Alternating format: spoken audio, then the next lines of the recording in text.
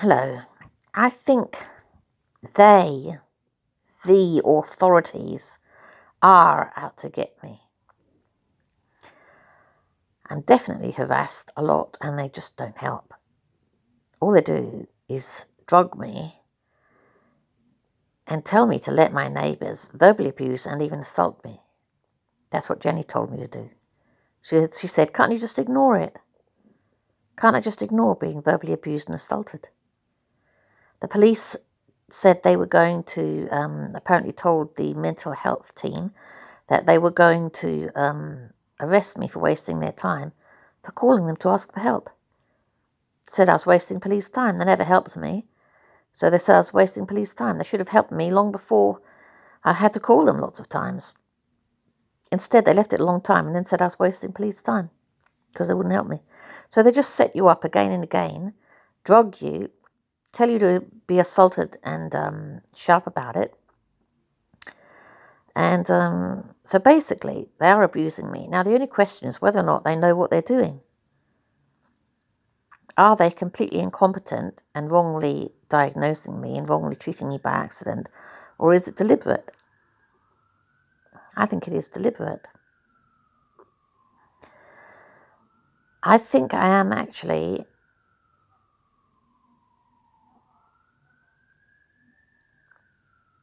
more intelligent than they are. They would say that that is a fantasy and that I need more medicine for it to try and destroy me further. I think basically what is going on is that there is some way in which my success in life would directly lead to their failure. It's like we're on some kind of karmic seesaw, and if I go up, they go down. When that Dr. McNeilis was talking to me in his consulting room, I said something to him along the lines of, I just want to live a normal life. And his reply was extraordinary. He said, but that would kill my, that means my children would die. So what does that tell you? It tells you that there is some way in which my success in life would directly correlate to his destruction. I think I'm a human being and he's an alien hybrid, a Nephilim.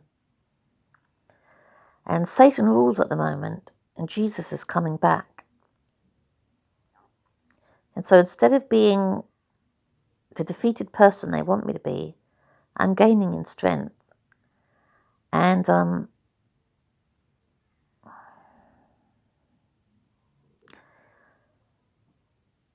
this is the result. Some crazy behavior from these people, which is creepy. And I didn't imagine it, although they would say I did. And I don't need drugs for it, although they'd say I do. And they came and got me once right out of the blue. And then Dr. Menendez told me repeatedly that I had been making noise. I said I hadn't been making any noise. I don't know what you're talking about. I had not been making any noise. I had to say this about 6 times at least. I did not make any noise. I was not making noise. I had to say it more than 6 times. I know I had to say this a lot of times, at least 6 times, before he would shut up and believe me. Maybe Kathy Haywood, the social worker, and others who were with her were all prepared to lie. There were 3 police officers and 3 women, Kathy Haywood, the social worker, some other mental health person, and a person who'd come to take my dogs and to their kennels. And all 6 of them would have lied, saying that I was making noise, which was their excuse for taking me in.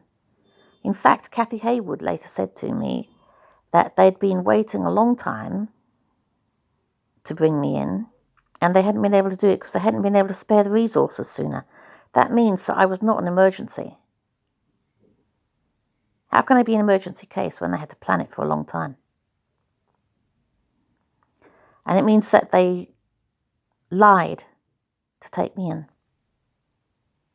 Because if they had to plan it for a long time, then it was planned.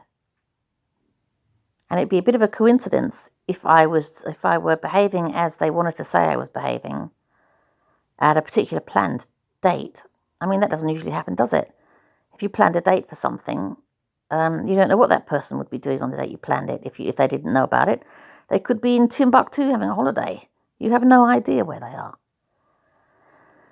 So they were not expecting me to be making noise.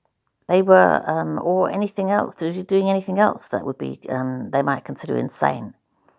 What they were expecting or hoping for was that I would be in. And they were lucky I was in. I could have been out shopping. They arrived at 10 o'clock. I could have been out shopping at 10 o'clock. You know? So, basically, they lied to the psychiatrist, who finally believed me, and still continued to assess me, and ended up saying to my face with laughter with his friend, his fellow worker, that they didn't know what was wrong with me, but they were sure I was insane. That's illegal. You're not allowed to detain people for no reason. If you haven't got a reason to detain them, if you haven't diagnosed, you haven't got a diagnosis, then you can't detain them. And yet I was detained. I think that's illegal.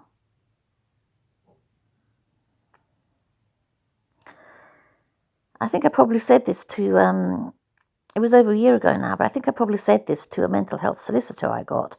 I think I probably did mention this to her, saying something like, they didn't even diagnose me. How can they keep me without diagnosing me? Something very simple like that.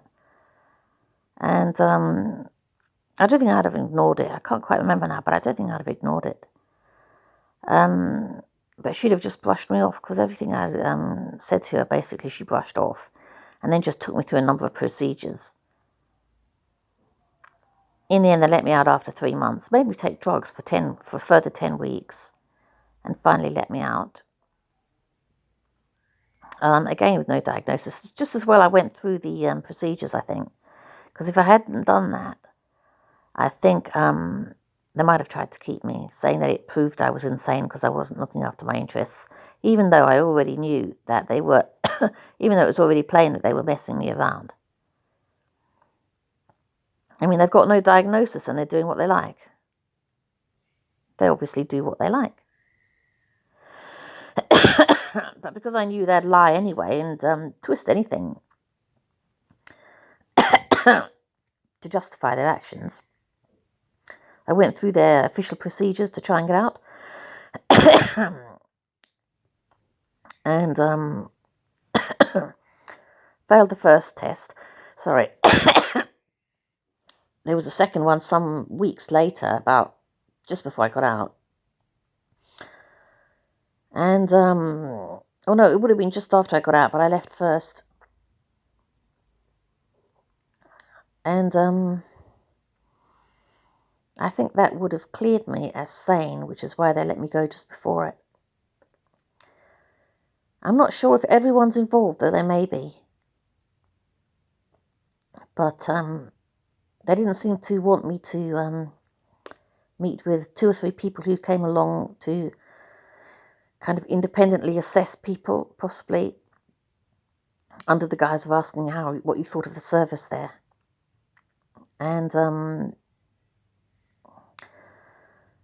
anyway, they let me out before the second assessment. I think everyone involved there, everyone who worked there was involved. And really there are a great many Nephilim, and they rule. If you remember, the Bible says that in the end times, it will be as in the days of Noah. In the days of Noah, everyone was wicked except Noah. There will be very few people left who are good in the last days. And all the signs at the moment of all the meteors coming down in unusual numbers now, all the unusually big earthquakes we're getting now, and unusually a large number of small ones. And the large waves, I think there were at least a couple of tsunamis in recent years, weren't there? There used to be about one every 100 years or something. There's been like one in the last, one per 8 years or something, more recently. Everything's increasing in frequency and so on. So we're in the last days of the world. And the Bible says in the last days things are going to get very bad with a lot of bad people. Well, I think that the bad people have already taken over all the positions of